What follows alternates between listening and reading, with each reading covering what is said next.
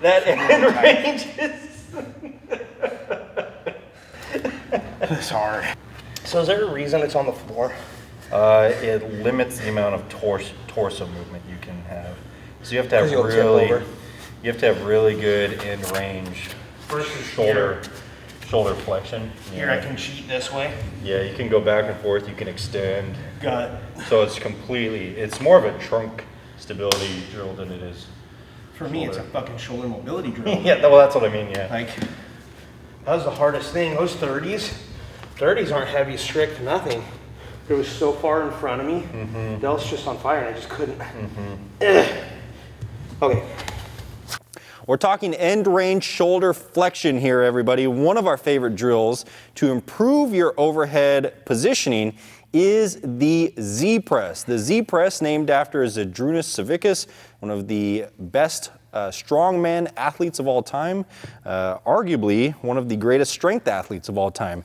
This drill is very unique because it eliminates any spinal positional changes, and that's really important because even if you have intention to work on your overhead positioning with a barbell or even other implements, you'll never quite get there if you let yourself slip into extension at the top. Now, a little bit of extension isn't bad, and if you see a lot of really strong overhead pressers, they are going to push themselves into a bit of extension to better accommodate their position. However, for the majority of you who want to improve your overhead position, it's a really good idea to focus on drills that maintain a very stacked rib cage over pelvis position and a very stacked torso. And what we mean by rib cage over pelvis is not deviating here or here in any of our overhead movements. This is the Z press, and we like to start it with dumbbells. Kyle, go ahead and get in position here. The setup, very simple. Find an open patch of ground. The feet, we prefer to keep them a little bit wider because it aids in the base of stability, because you are going to need it. For a lot of you, you might feel like this is more of an ab exercise. Some of you are going to feel it more in the shoulders. Kyle's getting tired of holding them there while we're talking. But go ahead and press them here, Kyle. Let's do like a set of 5 to 8 here. What we're going to notice is we're going to expose any lack of mobility that Kyle has or anyone has in this exercise because he cannot extend his back. If he extends his back, he's probably just going to tip over in that position. So this is a very, very complete shoulder mobility exercise. It's a very complete trunk stability exercise.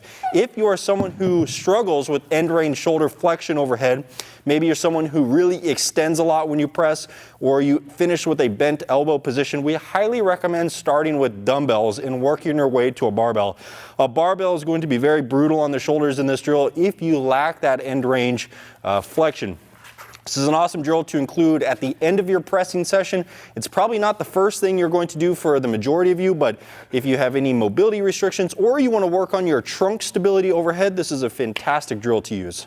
This was kind of a glaring example of not just shoulder mobility for me, but also hip mobility, hamstring mobility leading into the pelvis. So when we first did this, my legs were straight, and it was even harder for me to get that position because I don't have great hamstring flexibility in that seated position.